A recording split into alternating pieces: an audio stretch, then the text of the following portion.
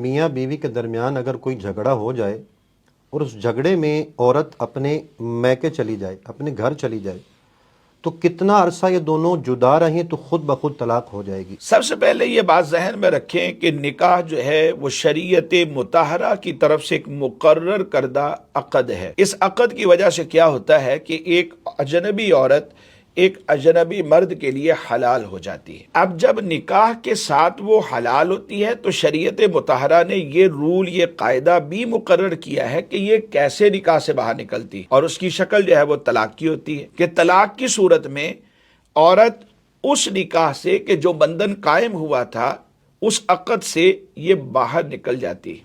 اب پھر اس کی بھی تفصیل ہے آگے۔ تو یہاں پر یہ بات ذہن میں رکھنی چاہیے کہ شریعت مطہرہ نے جیسے ایک اصول بنایا ہے کہ عورت کیسے مرد کے نکاح میں آئے گی، ایسے ہی نکاح سے نکلنے کی صورتیں بھی بیان فرمائیں، اور ان صورتوں کے اندر ایسی کوئی صورت نہیں کہ میاں بیوی سال، 2 سال، 4 سال، 5 سال، 50 سال بھی اگر آپس میں جدا رہتے ہیں، ان کی عارضی طور پر سپریشن ہو جاتی ہے اور اس میں طلاق نہیں ہوتی، تو یہ دونوں ہی میاں بیوی رہتے ہیں۔ ایسا نہیں ہے کہ طلاق خود بخود پڑ جائے گی۔